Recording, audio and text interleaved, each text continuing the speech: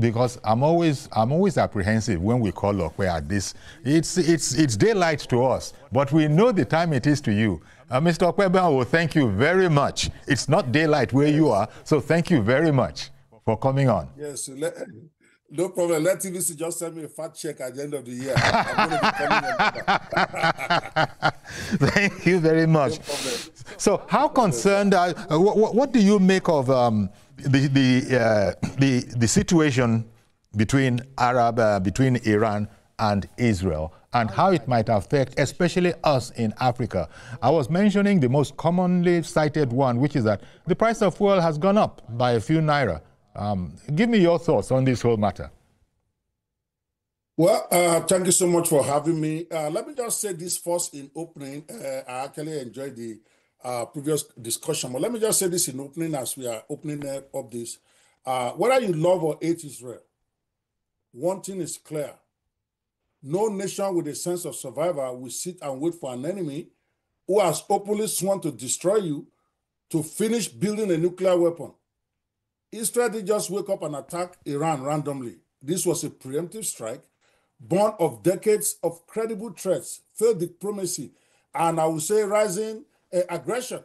So, of course, war is never ideal. It carries tragic consequences for civilians, global markets, regional peace. But if you're asking whether Israel has a strategic justification for hitting Iran first, then the answer is yes, absolutely on my part. You don't wait for your house to be burned before you pour water on the match.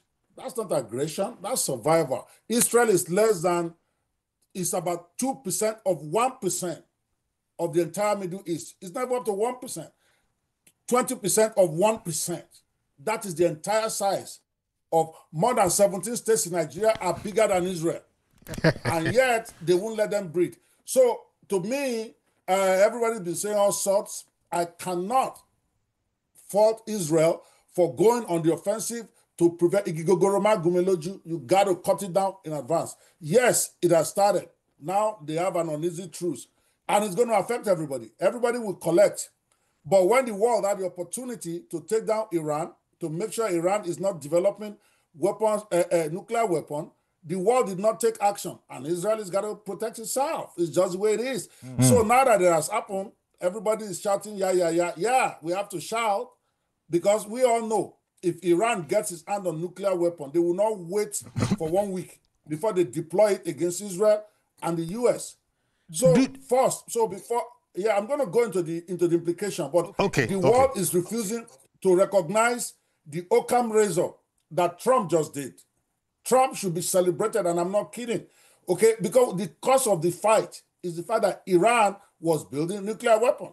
Israel has sworn they will never allow that, and they did it. So if that's what they are fighting about, Israel and US finally went in and tried to destroy those 3 sites of the nuclear. It's called Occam razor. It's the simplest solution to the whole thing. Now, Israel has no justification to keep attacking Iran, and Iran will have to lick their wounds and take the ceasefire.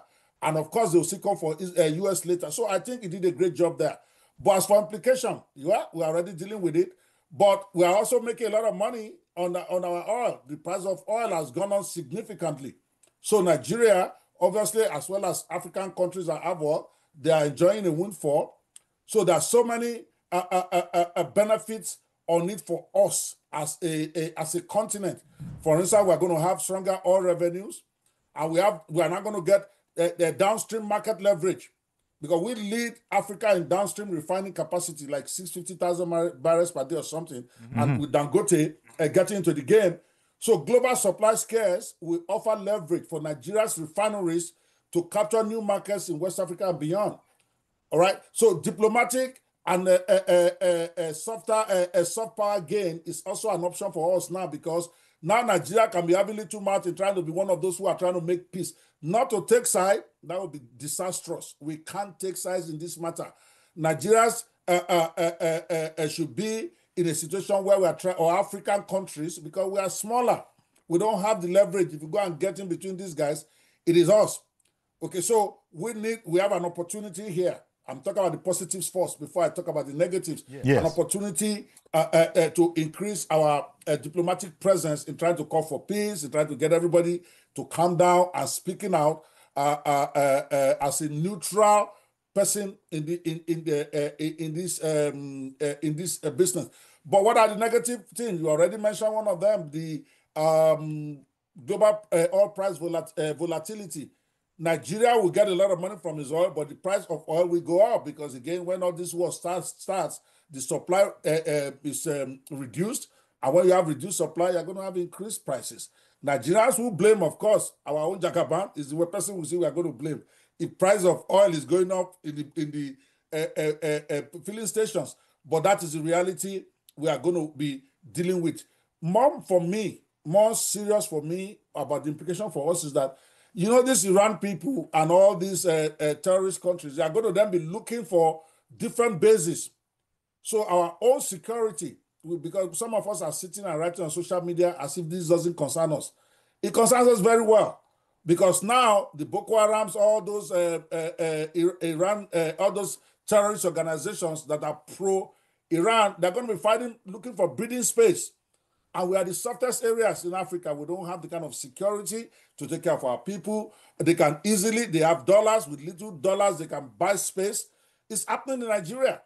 So it is going to get worse for us, because as they continue to get bombed over there, they're looking for areas where they can regroup at least their terrorist arms and where they can go after their own enemy. So it's going to affect us. So I will end by saying this, that Nigeria at this time, this is a very, very critical time, we want to be non-aligned.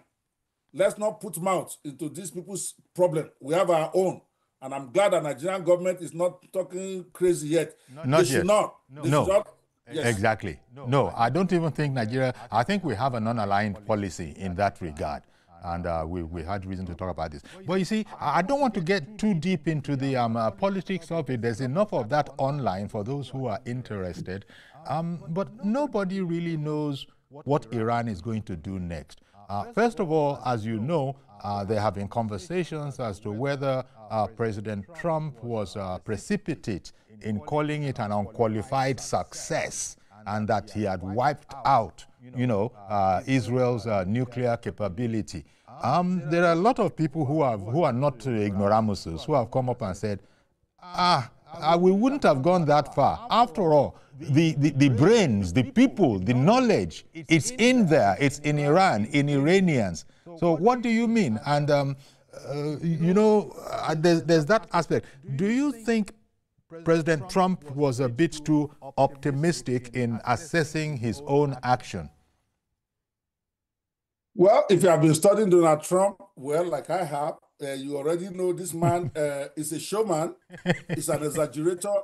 He's a man that he would have $5, he would say he has $1,000. We all know that, okay? Extensive exaggeration is part of the Trump persona. Even from the time before he joined politics, I don't know why anybody is surprised about that part of him. You already know he's going to exaggerate. So we know one is what he does. Trump is not going to score one goal and say it's one goal. Everybody knows that. Okay, so that's number one. But number two, more importantly, strategically for him, you have to understand Trump has built his whole entire career on that he's a peace president. And by the way, he's going to win Nobel Prize this year. We're going to come back here and talk about it. You're going to say it's impossible. You guess? You actually guess? Yes. Wow. Yes. I'm telling you now, this year or next year. As a result of his action in Israel? Yes, as part of it. Because what is goal? You have to understand what is done. I call it the Occam razor solution. Trump's goal is to make peace in that place.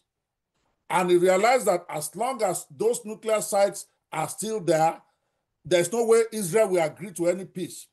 So he took the simplest solution to a complex problem. It's called Occam razor. Slap Iran so hard and then claim that those nuclear bombs have been totally destroyed. We all know it's probably not true, especially if it's Trump saying it. It's probably exaggerated it. But the point is, he has to stay on that point to be able to force Israel to accept a ceasefire, because the question then will be, Israel, why are you still attacking this country? You want to destroy the nuclear bomb. I've gone in there, I've taken risks for my country, and I've destroyed it for you. So you have to stand down. That is why Netanyahu didn't have a choice about this ceasefire. You have to get it. And the Iranians, the major reason why they also are trying to go after Israel, is why they are confident they will continue fighting this war, is that they are trying to guide their nuclear weapon. Now he's saying the thing is destroyed, so there is nothing for anybody to continue to fight about. And that's what we hear him saying now. He's positioning himself or that operation as a catalyst for peace in the Middle East. And whether you like him or not, there is ceasefire now. You got to give that man his flowers. He knows what he's talking about. Because if he's still saying, oh, maybe we partially damage it, Israel, Netanyahu is a warmonger. Netanyahu is not going to agree to that. He's going to not agree to any ceasefire. But he's saying it is destroyed. And he's fighting anybody that challenges that. Because that is the whole premise of his insisting that both sides must have a ceasefire. Yes. And he got his ceasefire. You can say what you want. He got that ceasefire. It may not be as strong, and they're still going to come for US anyway. I was going to say, because Iran has already sworn revenge, and that they will hit where it will hurt.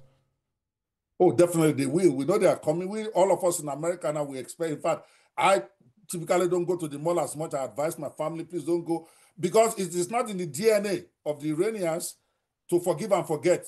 It's not even in their religious belief. Okay, you have hit them. You know, for their own face, they are coming, and I think Trump knows that. But for now, we have to keep them at bay. That one will have to be a problem for another day. And like I've also said, and I say this with humility and respect for the Arabs, they make a lot of noise, but when you hit them hard enough, they tend to calm down. We've seen it happen in the 6-Day War. We see it happen in the 1948 war. They make a lot of noise. When Israel came out and started to obliterate them, they started running. That's how Israel captured most of the land it did. So they are not really strong in standing up and fighting as long as you can slap back very hard. Israel knew that more than 50 years ago. That's why you see them, when they are attacked and 10 is killed, they'll go and kill 1,000. They know that is the only thing that can slow them down. It sounds inhumane, but so all this noise they're making, if they come after Iran, after US, they know exactly what is going to happen. Trump will obliterate them. You all know that. Trump is not going to let it go. So they can make a lot of noise. I don't think they're going to hit us too hard. They will do something just for their self-image. But if they come with an extensive damage to US, it will no longer be an Israel matter. Indeed. And you have seen our B-2 bombers. You have seen them. If the planes went in there, they didn't even see them. Before they got there, they bombed. They went home. Nobody saw them. Exactly. That's the nature of the that's the very nature of the B-2 bombers. The whole purpose is that they strike invisibly. They cannot be detected by radar. Tell you what, Okwe, thank you very much. I'm going to take a break now, and then when we come back, I just wanted us to touch base on this whole Israeli-Iranian affair. We'll go back to that conversation we were having, because I wanted to get your take too. If our politics is going to become a big jamboree affair with 110 additional parties, theoretically,